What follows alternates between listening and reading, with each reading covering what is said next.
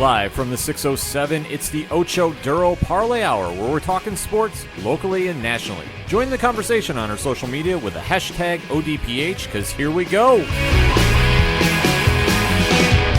Instead of looking deep inside, every word I have to say, keep it simple. Welcome back to another edition of the Ocho Duro Parlay Hour, hashtag ODPH podcast. I am your host, Ken M. Joining me in studio, as always, it's Padawan J. Hello, hello, hello. And Coach Duffy is conspicuous by his absence. We hear rumors that he might be out in Las Vegas trying to check out the Summer League games. Yeah, I heard that too. Yes, we're trying to track him down. He's still very, very upset about what happened with KD and Kyrie going to Brooklyn. And I'll say that, or he's either doing that or looking for Floyd Mayweather's ankles. If you haven't seen the clip, look it up. My God. yes, that was very impressive. Yeah, that was something. It was, yeah, did not see that one coming. But I do see coming down the pike, though, us talking about the latest breaking in sports. So hit us up on that hashtag ODPH. Join in the conversation because we want to talk with you. Now, the biggest sports story since last episode had to be the final big free agent of the NBA has made his decision where he's playing. The final domino, if you're playing a game of dominoes, fell. And now we're trying to stand here looking at the rubble and the carnage and the however you want to put it, of the craziness that was the NBA free agency, and kind of going, all right, where are we standing? Right, because as we were recording last week, the last remaining big free agent still unsigned. Carmelo Anthony. Yes, but there was one a little more important than him right now. Oh, yeah. And that is one Kawhi Leonard. Board man. Yes, who has decided to leave the Kingdom of the North. He's leaving the North. He's vacating the Toronto Raptors and joining the Los Angeles Clippers. Doing like Jon Snow. He's served his watch. His night's watch has ended.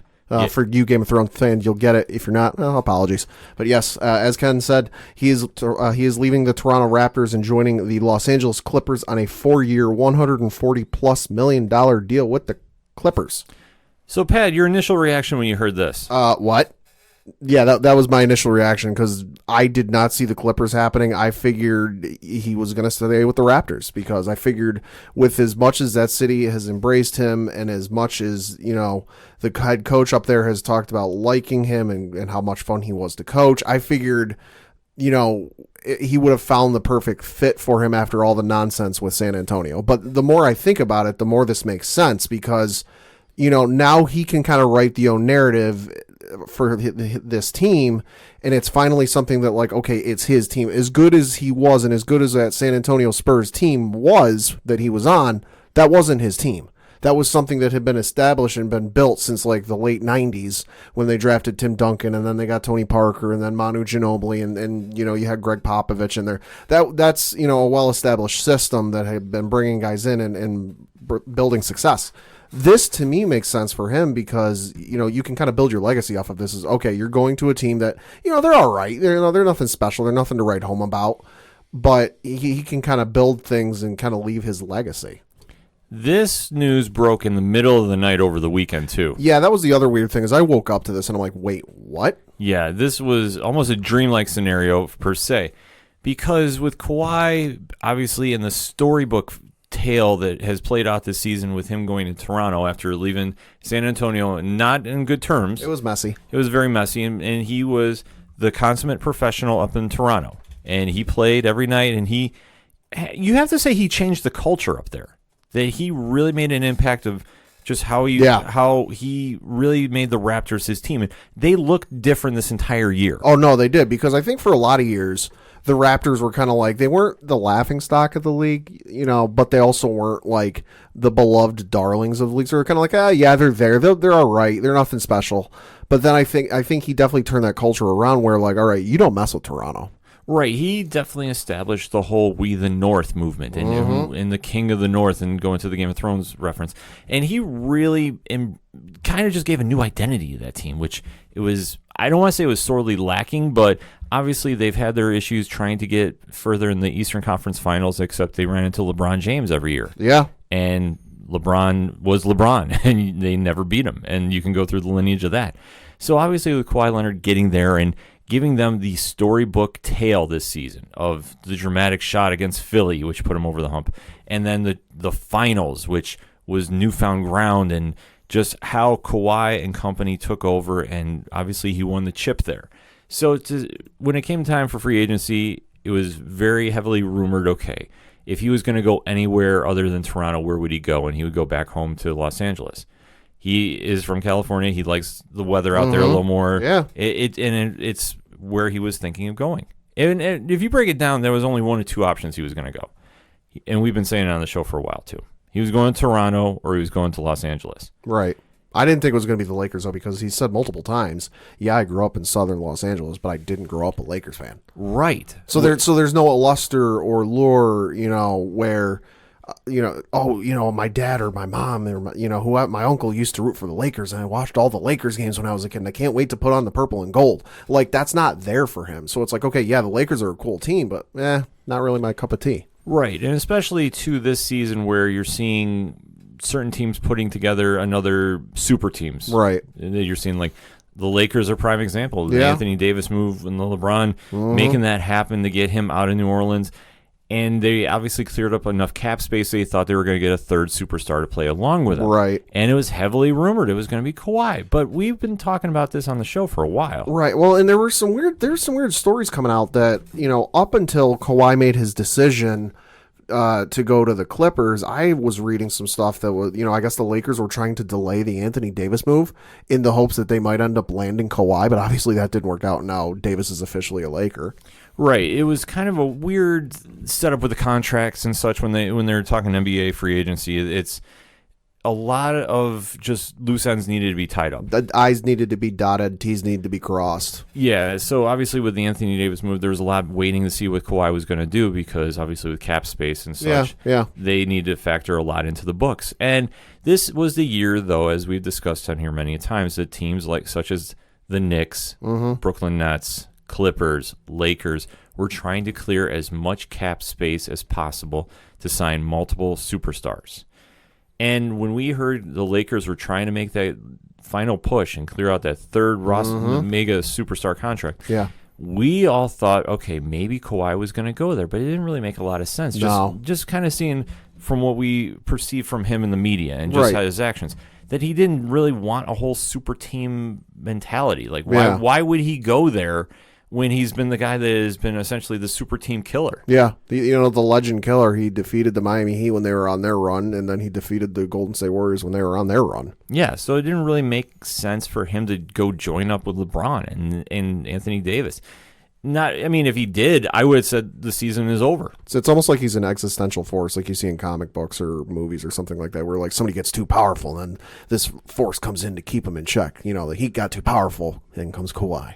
Golden State got too powerful, in comes Kawhi. And that's a perfect analogy too, because he is always somebody that I almost want to say is almost like a throwback, right? Because in this day and age of the NBA, you see superstars needing to team up with other superstars to make a powerhouse team. And this is the thing with Kawhi, too. You get players like LeBron, Curry, or even Kevin Durant, who they have flashy plays and they have great highlight plays. What's the one thing, even if you're just a casual NBA fan, you don't watch that many games, that everyone knows about Kawhi and knew about Kawhi this entire season?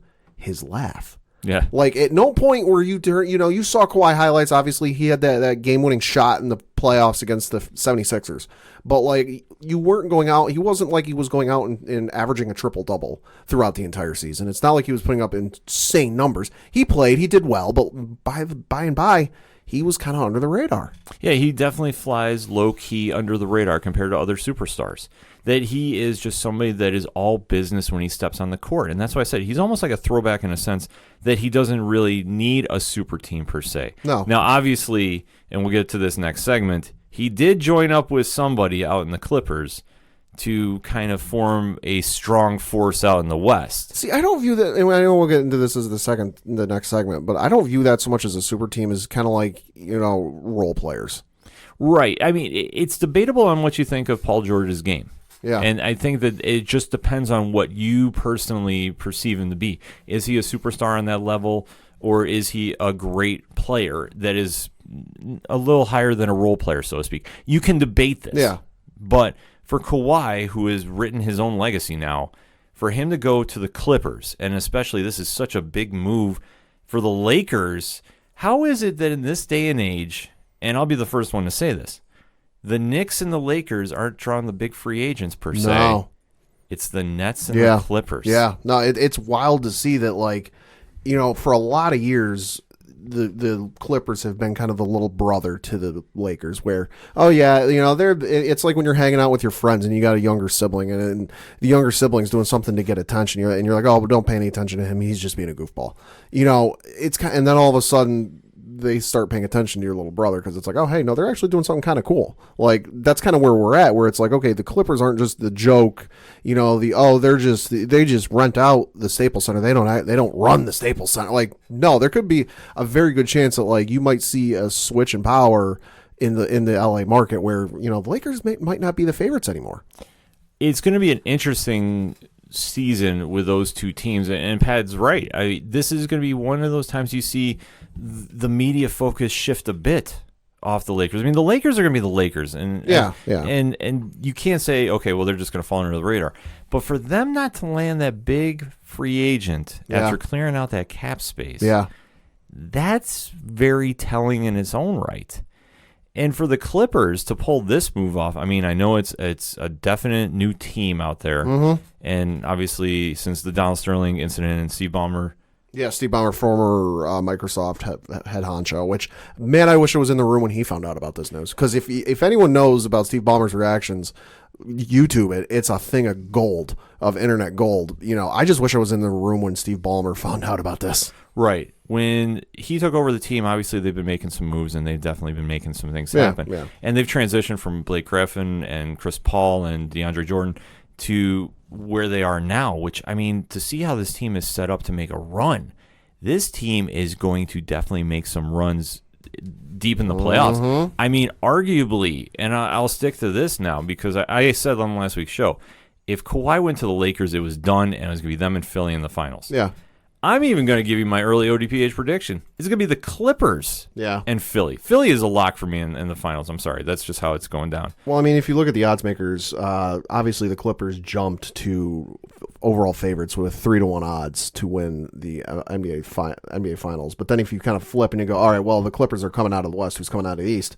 I'm looking at VegasInsider.com, and they have the Milwaukee Bucks listed at number 2 to win the NBA Finals at 9-2 odds. Right. So obviously this has shifted a lot around the NBA. And just to think about this season too, this offseason has been one of the wildest. And it's been like, what, a week? A week. If you want to break it down, I'll even stretch it out about 10 days. Yeah. It has been one of the absolute most wild times in recent memory that teams now, this almost has a feel of parody almost. A little bit. That teams are not exactly a dominant lock for the playoffs. Like the Golden State era, in my opinion, this year is now done. Right. And with Kawhi now coming back to the West, and they're loaded on the Clippers. Like they are ready to make a run. This is just showing that the NBA has taken a step, I guess, in the right direction per se. Right. That there's now the parity. Because even in the East still, I mean, Giannis is still there, and the Bucks are still looking good. Yep. Brooklyn is going to be a year or so away. Yeah, they'll be all right, but they're not going to, be turning any heads this year. Right. They're not going to definitely, because, I mean, it's all going to be on Kyrie Irving, and depends on how he gels with the team there, on paper, it looks good, but... It looks good, but every day you get more and more bizarre stories from his time in Boston coming out of the woodwork, so who knows? And you trying to tell me Boston's not going to have a chip on their shoulder this year? Oh, it's Boston. They always do. They're going to have one, but I tell you what, that young team that they've built out there, I think is finally going to be the team that you want to see in the finals. And really, like, the true potential is going to be met. And Philly, like I said, with Al Horford joining the team, they're going to be absolutely scary. And I think Philly, it all depends if Simmons can really hone in on that jump shot and Embiid can really step up and play. But along with Horford, that defense could just be downright scary. Yeah. And going into the playoffs, it's going to be anybody's guess if everybody stays healthy. But to bring it back, I mean, even Toronto is going to be all right. They're still going to have Siakam, still going to have Van Vliet. Yep. I mean, their roster as it stands right now, how's it looking, Pat? I mean, so if you're looking at just kind of like the number one players on their depth chart, you've got Patrick McCaw at small forward, Marc Gasol listed at center, Siakam at power forward, Kyle Lowry at point guard, and then Onubui. Apologies for butchering that name at shooting guard, but I mean, they still got some decent players. They got Fred VanVleet, Jody Meeks, Malcolm Miller, Norman Powell, Serge Ibaka, Jeremy Lin, and Eric Moreland behind their proverbial number one on the depth chart. So okay, yes, it's a big loss losing a player of Kawhi Leonard's ability and skill level, but they're still pretty good. They're still going to be good, and especially on how he left too. He was a consummate professional this year. Mm-hmm. He didn't say, "Oh, I'm going to come back. I'm going to be back. I'm going to be back," and do the media circus stuff that Kyrie Irving did. Yeah, that you're hearing rumors about Kevin Durant maybe have said something telling players he's going to come back and then didn't. Whatever the case is, there. No, Kawhi never said anything about it. He said, "I'm focused on this year and I'm focused on this team," and he led them to the chip. Win, lose, or draw, whatever your feelings are about him leaving, you have to say thank you if you're a Raptors fan, because he did everything right, and he is somebody that changed that culture for the better, because now Toronto is really taken seriously as a legitimate NBA threat. Yeah. Because in years past, it was always said, you can't get past Cleveland, so they get brushed off. Yeah. Now what they do moving forward, they still have Siakam there, and he's a star on the rise. They still have some parts they can contend with. And will they contend in the East? Absolutely. Oh, yeah. But it's going to be anybody's guess where it goes. But like we said, Kawhi going to the West is such a huge move. Mm-hmm. And like we said, he didn't come alone. But we're going to get into that next segment. But hit us up on that hashtag ODPH. What is your thoughts about Kawhi Leonard joining the Clippers? We want to know. We're going to take a quick break. We'll be right back. Hey, this is Johnny Moose from Excite Wrestling, and you're listening to the ODPH. I didn't mess it up. I thought I would. Right now, back to the guys.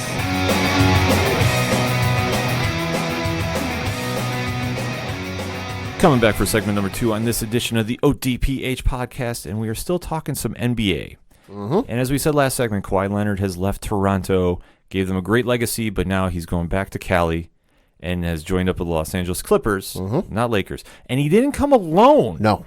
In arguably the biggest trade shock of this young free agent time, or free agency offseason, official, whatever you want to define it. Paul George is coming with him to the Clippers. Mr., you're renting me for a year. I'm going to join the Lakers after this offseason. This, of course, being 2 years ago. And then he goes, oh, no, you know what? I'm 2 or 3 years or whatever it was. And he goes, no, you know what? I'm going to stick with OKC. I'm committed to OKC. They named a day after this man in Oklahoma City. Like, I think it was like July 7th or something like that. It was known in Oklahoma City. It was known as Paul George Day because it was on the day he re-signed with the Oklahoma City Thunder. And, this day henceforth shall forever be known as Paul George Day. And I'm pretty sure it was on the same day that was Paul George Day, ironically enough. I'm going to the Los Angeles Clippers with the Kawhi Leonard. This move was wild to break down because we applauded George last year for signing that contract extension. 4 years, $136+ million. Yes. So the fact that we thought, because he was committed to winning the chip with Westbrook out in Oklahoma City, they still had some players. They were ready to go.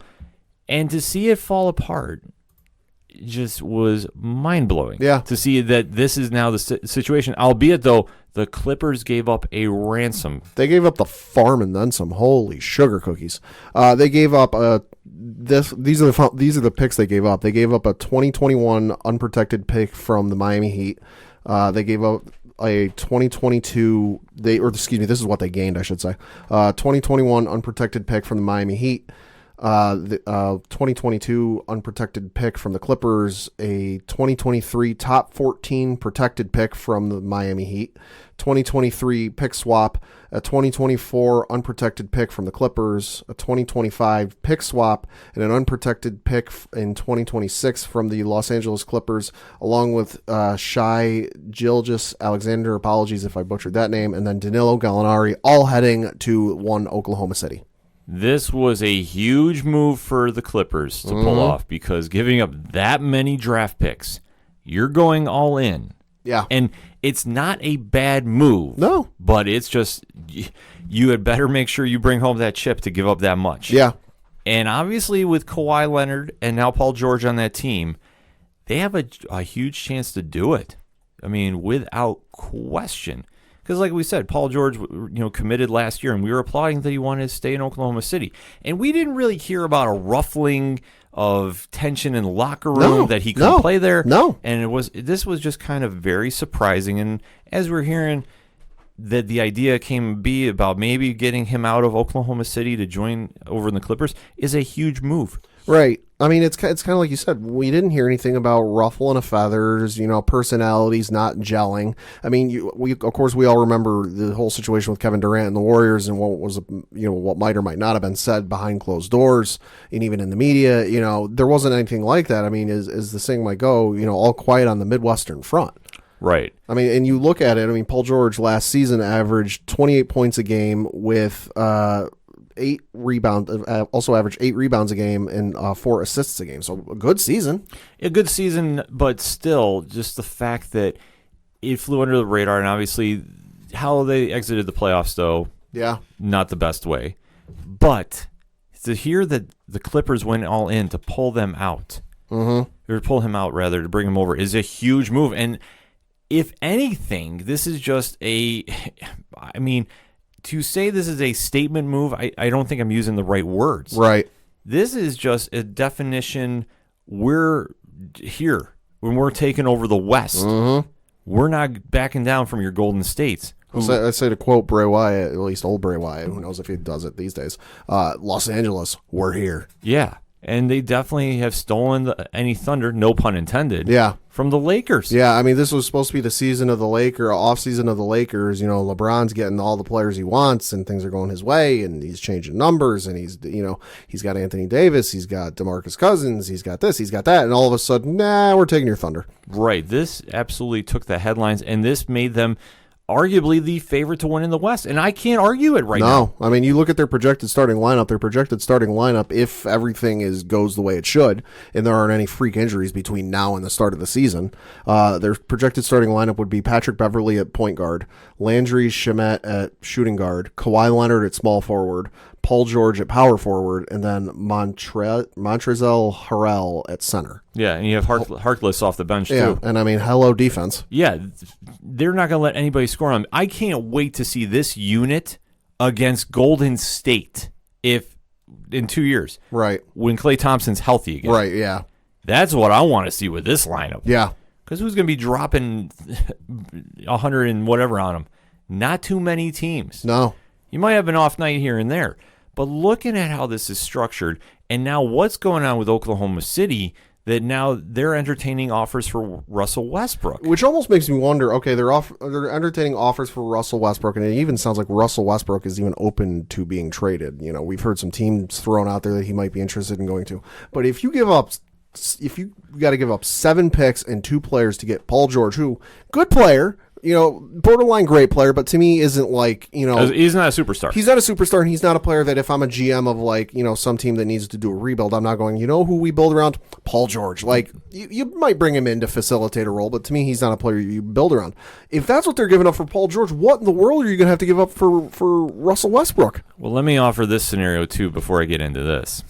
What team do you think is going to offer up a lot for Russell Westbrook? Well, I mean, the one that sticks out to me is the New York Knicks, to kind of wash the taste out of their mouth of the debacle that was the start of free agency. I agree. I think he's going to wind up being a Knick by the time it's all said and done. And he's going to give up the farm to do it. This is going to have shades of the Carmelo Anthony deal to get him out of Denver. It's going to echo it. I cannot wait to hear Coach Duffy's reaction to this if this should ever happen. Yeah. But to get Russell Westbrook out of Oklahoma City and take their franchise guy out of that city is going to take a lot. Mm-hmm. Now, I've heard Miami is in the mix. Yeah. And that would make some sense, but do they have enough assets to move? Right. Maybe. I think there has to be another team involved. I think there would have to be, yeah. But to get Russell Westbrook out of Oklahoma City is going to cost some team greatly. Mm-hmm. Greatly. And like Pat was touching upon, I think he winds up going to New York. I think the PR nightmare that they are experiencing. Yeah, that hasn't stopped. Yeah, that hasn't quieted since Durant and Kyrie went to Brooklyn. And Summer League, a lot of question marks right now, and I know Yeah. it's early, Yeah. and I don't Yeah. think it's extremely fair to judge RJ Barrett about it right now. But there's a lot of chatter about Right. how the Knicks are going to be this year. Right. To get some spotlight back on the Knicks right now and to really send a message the free agents should come to New York. To get Westbrook there, I think would be huge. I think he would definitely fit in. Oh, yeah. I think he would embrace New York City. New York City would embrace him. And just to see where he would go with that team, I mean, who knows? But I think it would be a huge move. Even like on a rivalry standpoint, Yeah. when Kevin Durant gets healthy, Oh, yeah. having those two in the same division. Oh, yeah. Yeah. Be huge. I mean, the thing also, too, looking back on kind of the last decade or so of the Oklahoma City Thunder, it's kind of shocking to me that they had, at one time, they had, obviously, James Harden, Kevin Durant, and Russell Westbrook. No championships. Then James Harden left, so then you had Kevin Durant and Russell Westbrook. Still no championships. And then you had Russell Westbrook by himself, and then you had Russell Westbrook with Paul George. No championships in one NBA Finals trip. It's almost frightening to me that you had that level of talent and just never happened. Well, whoever does their college scouting should be applauded. Oh, yeah. For how they put that young team together. Oh, yeah. And it's one of those scenarios when you have that much talent, it's tough to keep everybody together, especially in a salary capped age. And for Oklahoma City, I mean, they did have that shot at the finals against Miami early in their career. Right. To see that they never recaptured the magic. I mean, and plus they were so close to 1 year when Kevin Durant, his last year in Oklahoma City. Mm-hmm. To see that they didn't pull off a chip there, it was crazy. But to see that Westbrook now is probably going to be moving. Probably. If he doesn't move now, he'll move before mid-December. I didn't even think before the season. I think if you're going to move him, you have to do it before the season. Yeah, because it's going to get real awkward if he's not moved before the season, because that's going to be a question that will not stop hounding both him and his teammates if he remains in Oklahoma City. Well, I think it's just something to your fan base, too, that he is your franchise guy. Yeah. So if you're going to move him, right, do it in the offseason, because if you do it mid-season, yeah, I fear the reaction would just be... Ugly is not a right word. It wouldn't be pretty. But it would be something negative that I think just for fans that, have become Oklahoma City fans and just grown with the team. Right. To see like I keep reiterating, your franchise guy leaving. Yeah.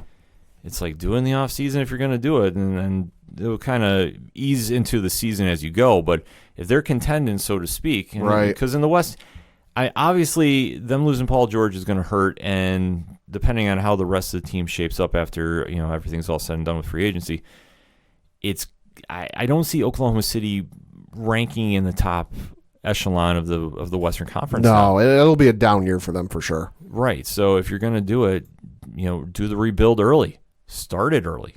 Don't wait. I mean, obviously, your fan base will understand this. I mean, to a degree. I don't think they're going to fully understand, because I never understand when franchise guys leave.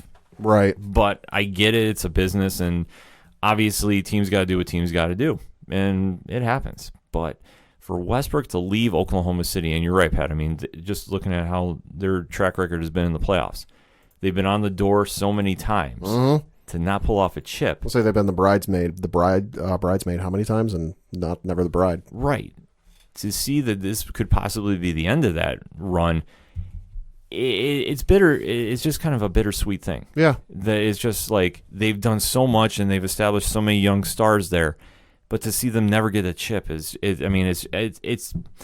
almost a crime. Yeah. No, and it's one of those wild things of like, okay, you had a fan base that was, that when the New Orleans then Hornets were playing there after what happened with Hurricane Katrina, and just how much the NBA realized, oh, this area really wants a team. Yeah. And then obviously you had the whole mess with them leaving Seattle, and that's a whole other ball of wax. But just, the reputation that fan base is very quickly established as being one of, if not the loudest places in the NBA to play, where like you can't hear yourself on any given night when they're into it and they're chanting.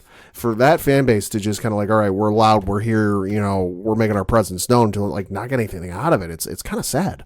It definitely is. And like I said, it's like bittersweet might not be the right word I'm trying to say, but it's just it's a shame that a fan base that's that passionate, that lucked into a franchise, Yeah. that they just never got a championship to them as it stands right now. But I would say this. I know we say trust the process with Philly. I would trust the process with Oklahoma City. Like we said, they have drafted a lot of young stars, and they just have to find the right way to make them work and all to come together. yeah. Because I think they'll contend sooner than later. And I think that definitely for a fan base like that, like we've seen with Toronto, it just takes one player to step in and really change that culture. I think the same thing could be said for Oklahoma City if Westbrook does move, if you can't get him any help. Well, say if they can't get anything great out of those 7 picks, that's going to be borderline insane. Oh, absolutely. But for the Clippers to give up the farm to go get him, it's a gutsy move. Oh, yeah, it is. But I applaud him for doing it because if you know this is your guy, and this is the one Kawhi Leonard wanted to play with, and this is who he wanted. And like I said, for him, it's not that he needed to go get a superstar. Right. Because like I said, it's nothing against Paul George's game. Paul George is a great player. But do you consider him on like the Durant level? Do you consider him on the LeBron level? I mean, it just depends on how you rank him. But he's a great player that's going to add he's the missing piece of what they need in the Clippers. It almost reminds me kind of like when Jordan and the Bulls were on their run. Okay, yes, Dennis Rodman, Scottie Pippen, both great players, but like to me, they're not on the same level as Jordan. Obviously, I might have arguments with people on that, but that's just kind of how I feel about it. I kind of view Paul George joining Kawhi Leonard as the same thing. Kawhi Leonard's a great player. He's a superstar player. Paul George, great player, but he's not on the same level, at least, where I'd evaluate him, in the echelon of great players, elite players, what have you, as being on the same level. I kind of view it as they're kind of the same thing. Yeah, it can definitely be made for an argument. And I think, though, for him going to L.A., he's the missing piece they need. Yeah. And I think that whoever pulled this deal together and thought about bringing Kawhi and Paul George together, they obviously know what they're doing. And this team, I'm telling you right now, should be in the NBA Finals if they all stay healthy. Yeah. If they all stay healthy. Yeah, because like we said, in weeks prior, the West is wide open. Golden State ain't going to get there this year. They will get back there, the year after or maybe 2 years down the road, but they're not getting there this year with Durant gone, Klay Thompson probably done for the year. There's obviously the whole he could come back at a point, later in the season, but I don't think he will. You look at everything else on the West Coast, okay, yeah, the Lakers are their biggest threat, but I see the Clippers being at least better than the Lakers right now on paper. Well, we don't know we're going to get out of the Lakers either. That's true. They're talking about moving LeBron to point guard. I'll say they're finally doing what every player who's played NBA 2K has ever done. Yeah, which is going to be a lot to ask about him at this stage in his career. Which kind of begs the question, okay, if they're going to move into point guard, why in the world did you bring back Rondo? A lot of questions. Like I said, there's a lot of question marks you can ask about the Lakers right now. Yeah. And just how they're reacting to the move of the Clippers. Because the Clippers now sent that message that we're going to contend. Yeah. Oh, yeah. So what's everybody else doing? New Orleans is going to be a team on the rise out there. Oh, yeah. Phoenix, we never know what we're going to get from them. Sacramento could be a little team under the radar, too. Portland, Denver. Denver's going to be good. Utah is going to be good, too. I mean, the West is going to be something scary this year. And especially with Dallas, too. Mm-hmm. There's so many teams. I mean, I can't wait to get into the season preview when we do, because I want to see how everybody's shaping up after Summer League. That's going to be the true telling point. But let us know what you think, though, of the big Paul George deal. We want to know. Hit us up on that hashtag ODPH. What do you think about the move for him going to the Clippers? What do you think about Russell Westbrook? Where should he go? Should he go to the Knicks? Should he go to Miami? Should he stay put? We want to know. We're going to take a quick break. We'll be right back.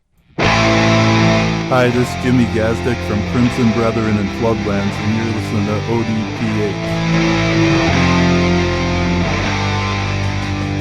ODPH. Coming back for another segment on this edition of the ODPH, and man, was there ever a fight card this weekend. Oh my God. UFC 239 Ooh. lived up to the billing. We were watching with our buddies over at 3 Fat Nerds at their studios, and I tell you what, folks, if you missed this card, you need to rewatch it any way, shape you can, because this delivered on so many levels. I'll say, if I'm not mistaken, if you have ESPN Plus, the fight cards after a certain period of time, a couple of weeks or maybe a month or so, they get added to ESPN Plus so that you can go back and watch them. If you're an ESPN Plus subscriber, look out for that, because I'm almost positive that's how it works. Yes, because this had to be one of the best fight cards they've done all year.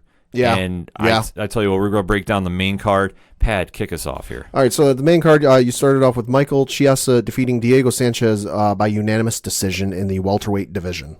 So Diego at this stage, I don't want to say he's on that back end of the career, but let's be honest.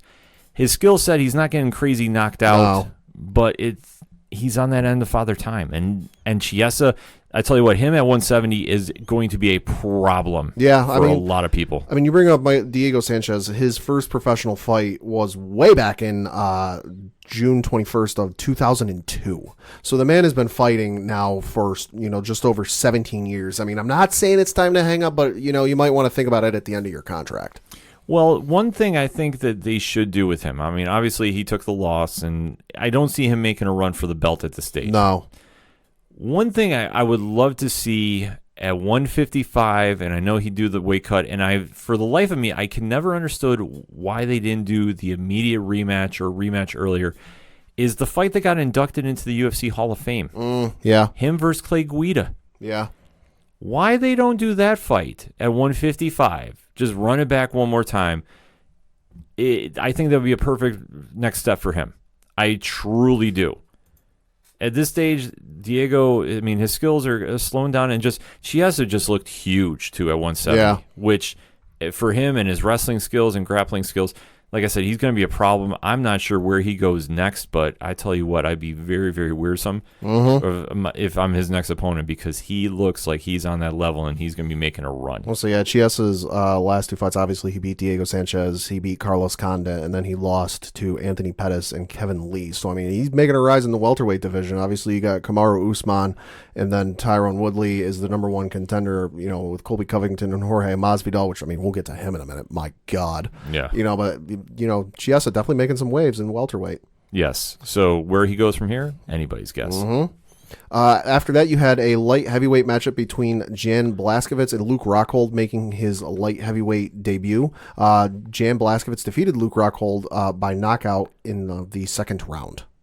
Blachowicz should get a title shot if it all pans out. But he hit Rockhold with a right. He broke his jaw. Rockhold at this stage of the career, listen, I'm not saying he should hang it up, but I think at this stage, this is also another bad knockout he's taken. This is something, he has other stuff he could fall back on if he wants to. Yeah. He might want to consider it, because all we've been hearing from him is he's been talking about going up to light heavyweight. He was going to fight John Jones. In fact, I think there was a little trash talk he was trying to give John out the gate. I mean, John, to be fair, John kind of responded to it, but then John also responded to like 8 other people. Right. So, obviously, we said going into this fight, Rockhold was already looking past Blachowicz there. Right. I mean, and Rockhold's got some good wins on his career. I mean, he beat Chris Weidman, Lyoto Machida, Michael Bisping, Tim Boach, but this is his second loss in a row. Before this, he lost to Yoel Romero back at UFC 221 in February of last year. Yeah, and I'm pretty sure Romero is the one who broke his jaw the first time. Yeah. So at this stage, Rockhold, I don't really know if there's a good direction he should go in. But at this stage, if you've had your jaw broken twice in the past year or so, if that's been the case, because I know it's broken now, maybe it's time to, fall back on some other endeavors. Yeah. And like I said, for Jan, it's a huge step up for him. Yeah. And for a division that doesn't really have a clear-cut number one contender at 205 right now, I would say if John wants to fight him, he should get the title shot. Well, I mean, I'm looking at UFC.com and they're at /rankings, and this is, of course, the official UFC rankings. So John Jones is, of course, the champion. Number one contender right now is Daniel Cormier, but that's not going to happen. I don't know why he's still there, but, Number 2 is Thiago Santos, which obviously John just beat him, so, he would presumably drop in the rankings a little bit. Anthony Smith is ranked number 3. Dominic Reyes is number 4, and then Jan Blachowicz is bumped up to number 5 now. So maybe, I don't know. Maybe it would make a lot of sense to a certain degree, but 205 is kind of wide open right now for everybody that John's faced. And I mean, we'll get into John just a little bit later in the segment, but I think if John wants to do another title shot, Blachowicz is the guy to do it against. And I think that would make a lot of sense, unless you want to set up a little mini tourney, which we'll get into a little later. Because I kind of have a kind of crazy idea about it. Okay. But let's get into the fight of the night as I predicted. Oh, my Lord. But I did not predict this ending by any means. I think the only people who had this happening this way was the folks in the winners camp. You had the welterweight matchup between Jorge Masvidal versus Ben Askren. The trash talking between these two that was leading up to the fight since it was announced was otherworldly. You know, you can go back and look up some of the videos and articles about it. My God. But Jorge Masvidal defeated Ben Askren with a jumping knee 5 seconds into the first round, making it the fastest knockout in UFC and potentially MMA history. Yeah, 5 seconds is... and it would have been, and I go with what Joe Rogan said, it would have been faster, but the ref took a little bit longer than he probably should have to get over there. Right, this was a 2-second knockout, in my opinion, and Askren was very predictable. And how Masvidal played this. He was against the cage, had his hands behind his back, and he was kind of like waiting. And he knew that Askren was going to shoot. Askren is known for his wrestling. He's a one-trick pony. But he's a great one-trick pony, though. He has been undefeated wherever he's gone, and he wrestles you to the ground. He's not going to stand and strike with you. So when he saw Masvidal coming for him, Masvidal ran at him and hit him with a flying knee in the face. And this wasn't a split-second decision like, oh, I'm just going to... No, they were planning for this. Yeah. They were training for this. Yeah, we've seen footage. It's been posted online that they've been practicing for 48 hours prior to this. Yeah. Is how they're come out. But Masvidal said that he wasn't planning on knocking him out with that shot. No. But just to warn him about shooting on him for a takedown. But obviously, he hit him with that knee, knocked him out cold. Yeah. Cold. And he did hit him with some shots after. Yeah.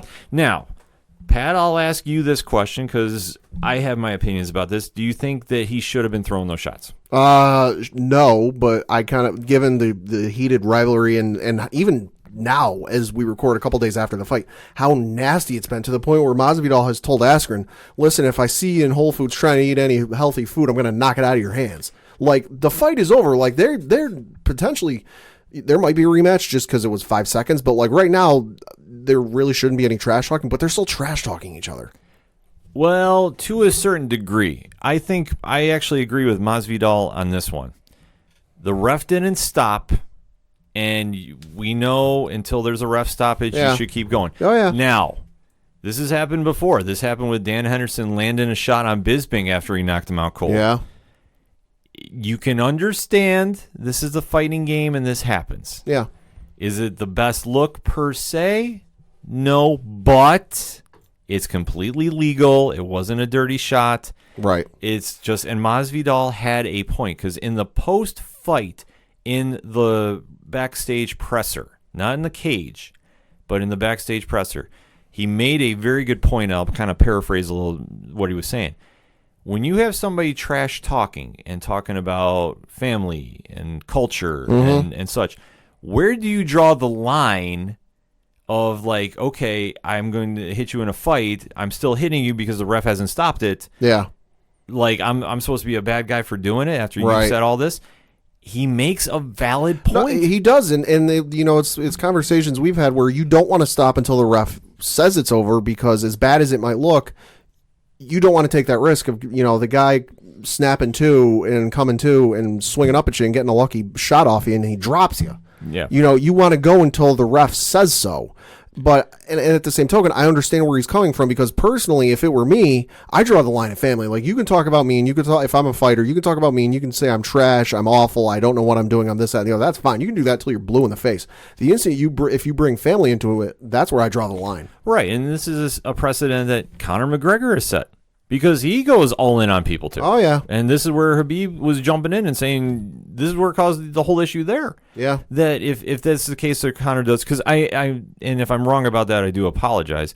But that's what I kind of heard that Khabib was saying Conor was taking shots there. But Conor just shows no wall there, and he just goes after everybody and says what he wants. Askren did trash talk, and he trash talks everybody. So if you do cross a line like that, and like I said, if Conor had done that, then Conor gets what Conor gets. If Askren did that, then Askren got what Askren got. And Askren, in every post-fight that I've seen him do, post-fight interview rather, he has been very humble in his defeat, and he's not complained about it, and he's not said one thing. He just said, well, I lost, and Masvidal was the better man, and he's owned up to it. He hasn't ducked it, which I applaud him for. But like I said, Masvidal was answering that question. He's like, if he's talking about my family, he's talking about this. Yeah.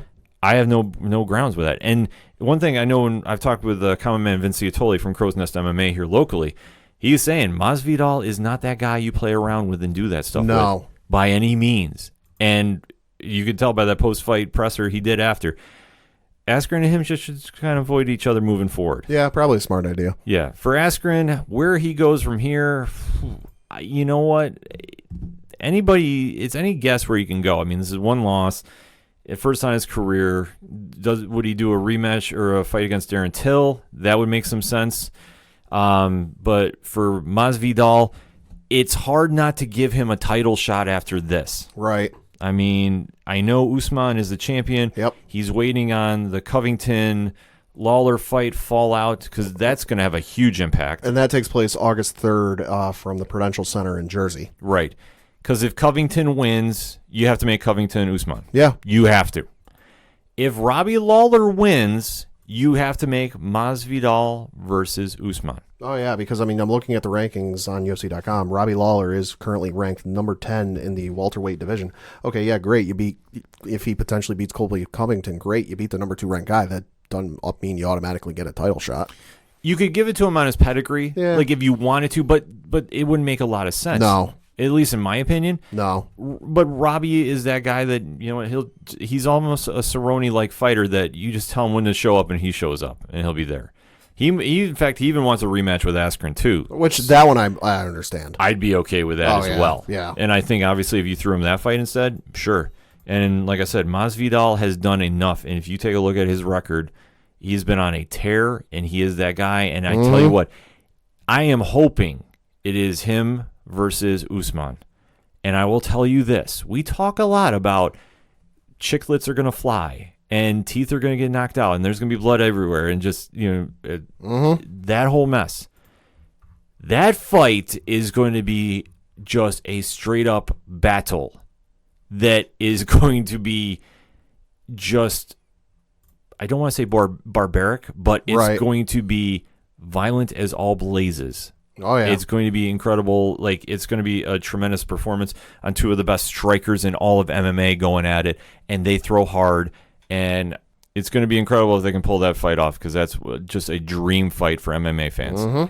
And we get to the co-main event, speaking of great fights, and they're dream fights too. Yep. Amanda Nunes champ versus Holly Holm. And how did this one end up, Pat? Amanda Nunes knocked Holly Holm out with a head kick and punches in the first round. Amanda Nunes adding another name to her legend killer status. Nunes, you have to make the argument now. Is she the GOAT of women's MMA? For this point in time, yes. You take a look at her track record and who she's beaten. She's beaten Ronda Rousey. Yep. She's beaten Cyborg. Yep. She's beaten Holly Holm. Valentina Shevchenko twice. Yeah. You take a look at that pedigree, you can't make an argument otherwise. Yeah. I mean, she has beaten everybody they've thrown at her. I'll say her only loss in the UFC. Now, she's got 4 losses on her mixed martial arts record, but in the UFC, her only loss was to Kat Zingano back in UFC 178 in 2014. And that was she got knocked out. Outside that, she's beat Shayna Baszler, Sarah McMahon, Valentina Shevchenko twice, Miesha Tate, Ronda Rousey, Raquel Pennington, Chris Cyborg, and Holly Holm. Like, if you're even a casual MMA fan, that's a who's who of women fighters from like the last 5 years. Yeah, there's no question. Nunes is the GOAT of the division. You can't argue it. I mean, just look at the names she's beaten, and she's beaten them outright. Yeah, there hasn't been any real like crazy decisions gone back and forth. And this one too, she hit Holly with a head kick, and then Holly did not answer about 3 strikes on the ground. Yeah. So for anybody that's saying there was an early stoppage or any question of that, no, it wasn't. I'm saying I'm looking at her record. I got to give Valentina Shevchenko a little bit of credit here. And during her Amanda Nunes' time in the UFC, Valentina Shevchenko is the only one to take her to decision twice. Everything else is either a knockout or a submission. Yeah, Shevchenko would make a lot of sense if they want to try making a trilogy fight for Nunes moving forward. I don't know where they're going to go with this. I know Cyborg has another fight scheduled coming up very shortly, and I think if Cyborg wins that, then you have to book Cyborg and Nunes in a rematch, and you have to make that one happen. Because honestly, at this stage, who is a name that's jumping out that's ready for Nunes? I mean, I'm looking at the bantamweight division, and obviously Amanda Nunes is champ. You've got Jermaine de Radamy, if I pronounced that right. If I didn't, I'm sorry. Then you've got Ketlin Vieira as number 2. After that, it's Holly Holm, and then you've got Aspen Ladd, Raquel Pennington, and Kat Zingano at number 6. Yeah, so I mean, this is a really interesting time for Nunes. And like I said, for her, I think it makes a lot of sense to fight Cyborg again. And I think if Cyborg gets past her next opponent, you make that fight happen. Then I understand, though, it might be a contract issue if they don't pull that one off. Because I can't remember if Cyborg has one more fight after this scheduled or not, or this is it. So either way, Nunes has a lot to look forward to down the road, and who's going to be the next contender to step up against her is anybody's guess. Mm-hmm. Now we get to the main event. I'll say, you always talk about a spirit test in wrestling. This was a spirit test in MMA if I've ever seen one. It was for the light heavyweight championship between John Jones, who was the champion, and Thiago Santos, who was the challenger. And John Jones retained his championship by split decision. But that is not the main story, ladies and gentlemen. We watching the fight, and I'm sure any of you at home who were watching the fight, because they pointed this out plenty of times on the broadcast, pointed out there was something wrong with Thiago Santos's knee. And it looked real obvious something was wrong. But to my knowledge, they never said when Joe Rogan interviewed him after the fight what was wrong. We quickly found out on Monday what was wrong with his knee, as he suffered an ACL, MCL, PCL, and meniscus tear in his knee. If you're not medically trained or don't know that much about knees, that's every ligament you have in your knee. And he did it before the fight, too? And he fought 5 rounds at 5 minutes apiece, 25 minutes on a done knee. Like, there's nothing there. And he was kicking with it, too. That is a true telling sign. Santos knew the gravity of the situation. Oh, and by the way, suffice it to say, he's out for the rest of the year. Oh, yeah. He's going to be gone for a while, I'm not even going to say where he goes from here. But looking at this fight, too, and this was a little bit of controversy, too, because John got the split decision. One judge did award the fight to Santos. Now, I did judge this on OD Parlay Hour on Twitter, so if you're not following on Fight Nights, I usually try doing my best fight card on there. I had John winning this one, but where the fight came close, and this is where I think the fight was decided, round 1 went to Santos, and you can't argue that. He definitely was landing more shots, and he was putting a lot more pressure on John. Round 2 was very close, and I think that this is the fight that decided, or this is the round that decided the fight. John was in this one, and I gave John the nod, but this one was close, and I could see a judge awarding it to Santos, because this one didn't have a ton of action per se, but they were going enough back and forth that you could make an argument for either fighter. You get into rounds 3 and 4, and that was all Jones. All Jones. And this is when Santos was really struggling to stay on his feet because of his knee. And we had no idea what the injury was. But at the same time, Santos was also landing leg kicks on John with the bad leg. Yeah. So then we get to round 5, and I actually awarded that to Santos. Right. So this is where it kind of gets in debate of, okay, who won the fight where? But on my scorecard, I mean, John won 2, 3, and 4. But you can make the argument about round 2. Right, and I've got the official scorecard from the Nevada State Athletic Commission here in front of me. It comes courtesy of Tap Nap Snap on Facebook. Judge Mike Bell scored round 1 to Thiago Santos 10-9, rounds 2, 3, and 4 to John at 10-9, and then he gave the round 5 to Thiago Santos at 10-9, bringing his final score 48-47 John Jones. And then Judge Derek Cleary, can't talk, scored round 1 10-9 to Thiago Santos, round 2 and 3 10-9 to John Jones, round 4 10-9 to Thiago Santos, and then round 5 10-9 to John Jones, bringing his score to 48-47. And then the final judge, who I can't unfortunately read their name because part of it, the marker that's written on it is written into the name, so apologies. But they scored rounds 1 and 2 to Thiago Santos 10-9, round 3 10-9 to John Jones, round 4 10-9 to Thiago Santos, and then round 5 10-9 to John Jones, bringing the final score 48-47 to Thiago Santos. It's interesting to see how they judge that. There's no way I would give round 4 to Santos. Right, and I mean, it's like we've said, and it's like any MMA fan will tell you, if you are a challenger looking to win a belt, I don't care what belt it is, what division it is, whether you're male or female, don't put it in the judge's hands. Yeah, you can't. You never know what they're watching. Because unless it's like a dominating fight, but you just, for whatever reason, can't submit your opponent or can't knock them out, unless it's a dominating fight where you are pressing them for 25 minutes and you're just beating the holy hell out of them for 25 minutes, unless it's something like that, don't leave any doubt in the mind. Knock them out, submit them, whatever you got to do. Right, and this is where it really depends on what you want to call the fight for being.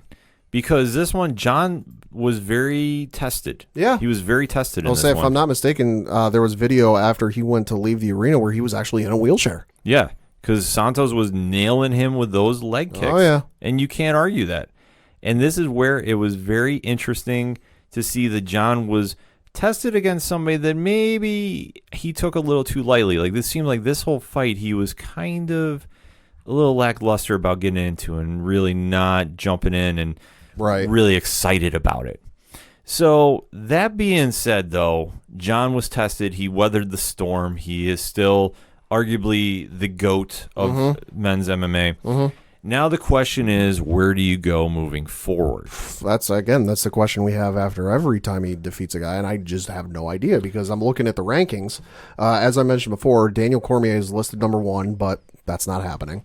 Thiago Santos is listed number 2, and as much as I would like to see a rematch before these folks, Thiago Santos' one knee is blown apart. He's not fighting, for at least a year. So we're looking at the end of next year before we're even, entertaining the idea of a rematch. Number 3 is Anthony Smith. He's beaten him.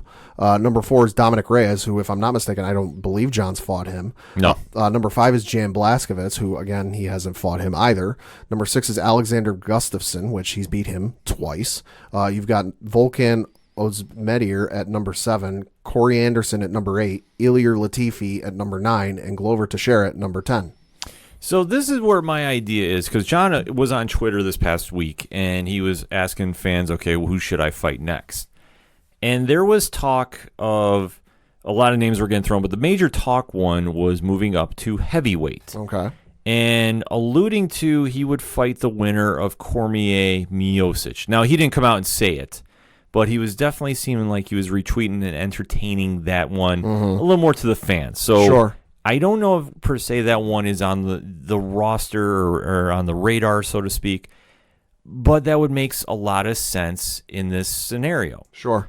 Because as Pat already broke down the top 10 rankings for the light heavyweight division. He's beaten all but like 3 or 4 of them. He's beaten a good majority of them. Dominic Reyes is currently undefeated. Right. But I don't think he's ready yet. He hasn't fought Blazkowicz there. So he can go, and obviously Jan has made a statement that he could be worthy of a title shot. But my idea for this one is I think they should put together a somewhat mini light heavyweight tournament. I think that they should pair Alexander Ragic against Johnny Walker. Okay. And I think you pair Blazkowicz against Dominic Reyes. You let those two fight, and the other two fight. Winner fights the other. That winner gets John. Now, you're probably saying, okay, well, if they're doing that, what's John doing in the meantime? Yeah. I think John should go up to heavyweight, and I think he should entertain a fight in the heavyweight top 10. Now, if you want to put him in against the winner of Cormier-Miocic, I wouldn't argue it. His pedigree is kind of skips over the line. Right. I get it. But I kind of refer to this as when Anderson Silva moved up to 205 to take a couple fights after he's cleaned out 185. Yeah. And I believe he fought Forrest Griffin and ran through him, even though there's, that fight's a whole different ballgame there. This would be a fight I think John should step up and fight somebody at the heavyweight division. Take a fight up there in the meantime, because your division, there's really nobody jumping down there unless you want to fight Blazkowicz. If you want to fight him, that would make sense. Yeah. But I don't know if John was, per se, and I think that you look at some of the up-and-comers in that division, like Johnny Walker and Dominic Reyes, I still think those guys are a fight or two away. I don't think they're ready right now. Right, and John's talked about moving up to heavyweight to fight a heavyweight fight. And obviously the big one for, a hot month or so was Brock Lesnar. Well, Brock Lesnar's done with the UFC. Like, that ain't happening. He's talked about and he's hinted at wanting a third fight against Daniel Cormier, but at the same token, he said, listen, if I'm going to fight Daniel Cormier, you're coming down to me. I'm not going up to you. Which is another interesting factor because I don't see Cormier coming back down, and why should he? No. Like, for me, and I am not sold on the love affair of seeing Cormier fight Jones again. I don't. Like, would I watch it? Sure. But am I, like, amped up to watch it? No. I'd much rather watch him fight Francis Ngannou. That's the fight I want to see John have. I think the thing they ought to do, and this might be the thing that makes it easy for whoever the second party is involved, if you can maybe get somebody at middleweight or somebody at heavyweight, whoever it ends up being, have a catchweight fight. Not for the belt, just, you're fighting John Jones, one of the greatest, if not the greatest MMA fighters of all time. If you beat him, it's a feather in your cap. It really pushes your stock in the company with how good you're doing, and you knocked out John Jones. You're the first legitimate loss in his career. I think you do that. Whoever it ends up being, somebody comes up from middleweight, somebody comes down from heavyweight, do a catchweight fight. It would make a lot of sense to do that, and I wouldn't mind seeing that. I just don't know who you're going to have jump up and do what. I know Stylebender has been mentioned in that equation too. Yeah, I mean, there's plenty of names in the middleweight division that you could do. You mentioned Stylebender, Yoel Romero's down there, Calvin Gastelum's down there, Jacare's down there, Chris Weidman's down there, Derek Brunson. I mean, also heavyweight, you've got Stipe Miocic, like we mentioned, Francis Ngannou, Junior Dos Santos, Curtis Blades, Derek Lewis, Alistair Overeem, Cain Velasquez. Like, there's plenty of names there too. There definitely is. I mean, on a storyline level, if we're going to talk like a WWE type thing, I'd love to see him fight Cain Velasquez. That'd be awesome. Depending on what kind of shape Cain's knee is in and moving forward with that. I mean, that's always been a dream fight for me. But for this one, I could definitely see him fighting Ngannou. I mean, I don't know if they would do a catchweight or John would have to move completely up. Right. But I think that fight would make a lot of sense. And looking at the rankings too, a Yoel Romero stepping up to 205 would be a good fight too. It just really depends on where they want to go with it. I mean, there's so many open-ended doors for John to take his title and defend it against if he wants to. The heavyweight move makes a lot of sense because, like I said, you've cleared out that division, and there's only a couple contenders currently right now at 205 that make sense. And it all really depends on what John wants to do. If John wants to stay at 205 and make challengers come to him, I understand that. Yeah. And like I said, you have some guys in the rankings that are just a fight or two away. Reyes and Walker are two names that jump out right now. But are they ready for a title shot? Debatable. Really debatable. But moving forward, though, this fight card left in definite impact on MMA fans right now. There's a lot of talk. There's some stars that were made. The Masvidal knee is going to be shown in highlights forever. I'll say the highlight of that got posted to the MMA subreddit on reddit.com, and that post had a rocket strapped to it and was the highest post on Reddit for a good 12-plus hours. It went up faster than I ever saw. Yeah, but this fight card was definitely worth watching, and definitely a lot of ramifications coming out of this one. But hit us up on that hashtag ODPH. Join in the conversation on our social media accounts. You can find them at OchoDuroParlayHour.com. What was your take on UFC 239? What was your favorite fight? What do you think is next for Nunes and John Jones and Masvidal? We want to know. We're going to take a quick break. We'll be right back. The ODPH is proud sponsors of RoberCon 2019, happening September 28th and 29th. Don't miss out on Binghamton, New York's biggest sci-fi, fantasy, and gaming convention of the year. For badge details and more info, check out robercon.org.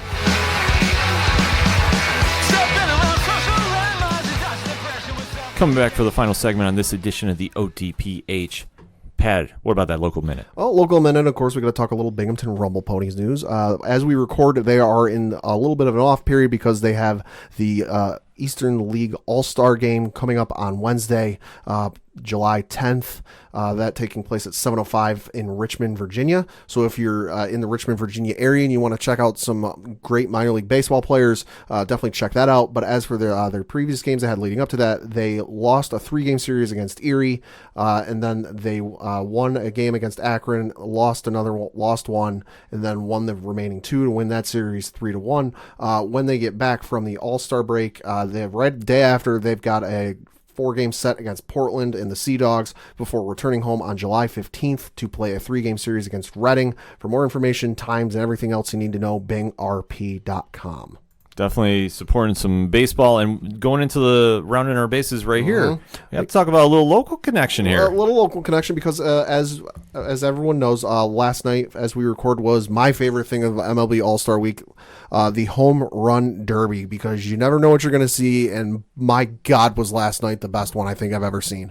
Took a little bit of a damper because Christian Yelich was supposed to be in it, of course, the reigning NL MVP winner, but because of some back issues, he was not able to participate, but it still lived up to the billing. Of course, on the line this year was $1 million, and for a lot of players, that was easily going to bump up anything they made this year because they got a low salary.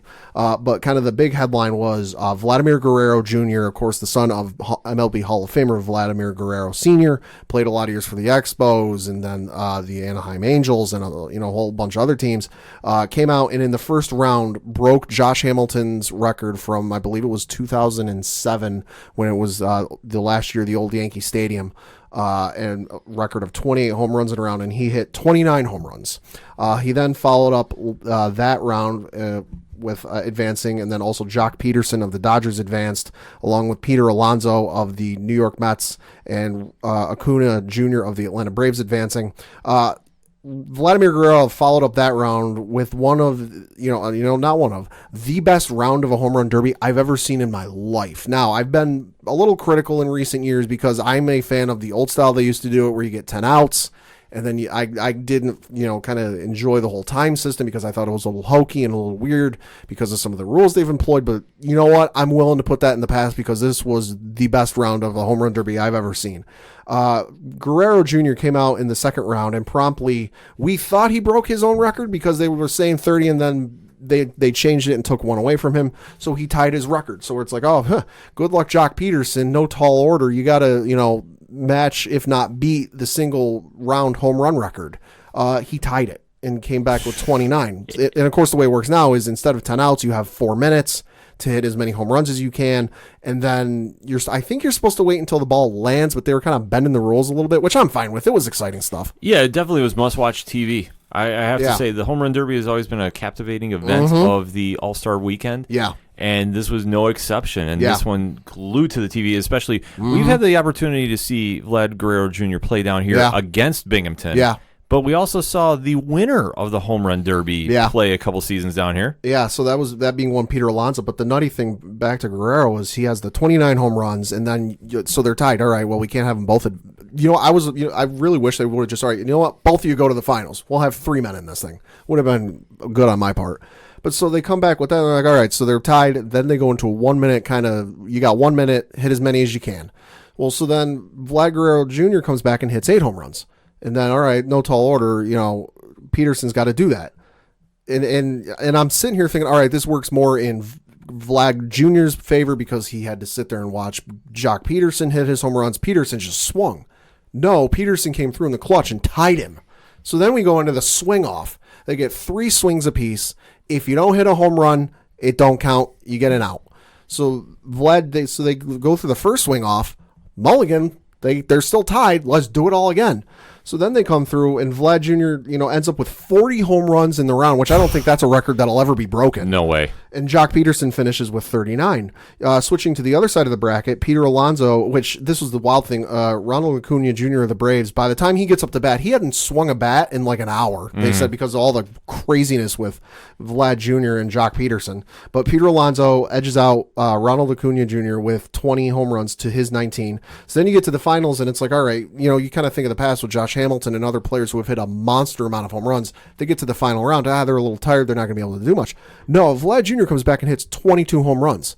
So it's like, all right, no tall task. You got to, Pete, you got to hit 20. You got to hit 22 or 23. He comes back and hits 23 winning the 2019 Home Run Derby, winning the $1 million, donating a portion of it to Wounded Warriors, donating another portion of it to a fundraising charity down in New York City called Tunnels to Towers. Two great charities to donate to, but a little local connection. Pete Alonso played here in Binghamton a couple of years ago, won the Home Run Derby. Yeah, it's kind of a wild connection, but it goes to show you when you got a chance to go see minor league baseball, go see it because you never know when the stars of today are going to be the future stars of tomorrow. Yeah, and I was going into this thing, and there wouldn't be that many home runs because I think they said last year there was like 221 total home runs hit, and I'm looking at the field going, all right, there's not a lot of like big names. There might not be as much. No, they hit 312 home runs, which beat the record, and then Vlad Jr. by himself hit 91. Yeah, which is just bonkers. They got to figure out some way too. If you hit that many, and there should be like a total like prize. I don't know, like first because you hit that many and you don't win. I mean, it's insane. It's nuts. But going into tonight, as we're recording, is the All-Star Game. Yeah, you got the All-Star Game taking place at Progressive Field in Cleveland, Ohio, 7:30 p.m. Eastern Time, taking place on Fox. Your pitching matchup is Hyun Yin Ryu of the LA Dodgers against Justin Verlander of the Houston Astros. Your batting lineups are Christian Yelich leading off, Javi Baez batting second. Third is Freddie Freeman, Cody Bellinger batting fourth, Nolan Arenado batting fifth, Josh Bell batting sixth, Wilson Contreras batting seventh, Ketel Marte batting eighth, and then Ronald Acuna Jr. batting ninth. For the American League, you've got George Springer leading off, DJ LeMahieu batting second, Mike Trout batting third, Carlos Santana fourth, JD Martinez fifth, Alex Bregman sixth, Gary Sanchez seventh, Michael Brantley at number 8, and then Jorge Polanco batting ninth. But it should be a good game tonight. Definitely always is a fun one to watch. It's the summertime classic, so for baseball, this is the midseason break, and then everybody ramps up for the final push to October. And the interesting thing I think I read today is they're going to be doing something interesting this year where they're actually, because it's a low-key game, it doesn't count towards anything. Last year, I know they had some players mic'd up when they were in the field, and the broadcast booth was going to talk to them. I think they're also going to be started doing that with 2 players now, so that might be something a little interesting. They'll have players talking back and forth during the middle of the game. It's always interesting to see them try to, bring something new to the game, but it's just, when you get down to it, it's the best of the best voted by the fans. Yeah, I think there ought to be just an inning where they give them all metal bats and go, here, go crazy. See what you can do. Oh, that's scary. That's a great idea, though. That's scary. Can you imagine a home run derby where, like, you got Aaron Judge and, like, every other mash or home run hitter heading with metal bats? No, I don't want to envision that because they'll go flying out of the stadium, and then people walking the street are going to have to be ducking balls.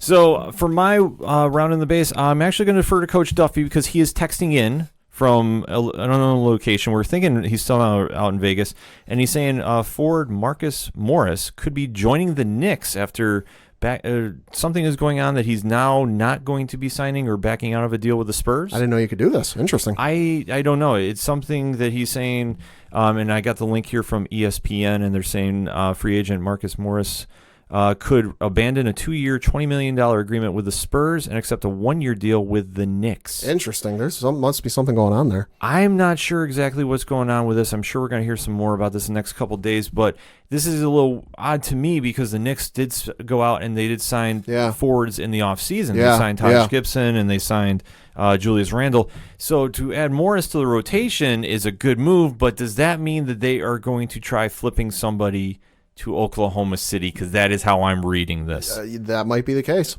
Because you don't go out and sign that many players, and then all of a sudden you're just going to flip positions. Yeah. Something is a little fishy, folks, so we're going to have to kind of keep our eyes on. We'll say $10 says it'll happen after we finish recording. Probably. It'll be on social media, and we'll be tweeting about it, posting about it. That's how we do here on the ODPH, because that's all I got for this week. That's all you got, Pat? Yep. So for Padawan J, thank you. I'm your host, Ken M. Thank you, as always, for listening to the Ocho Duro Parlay Hour, #ODPH podcast. We'll see you next time.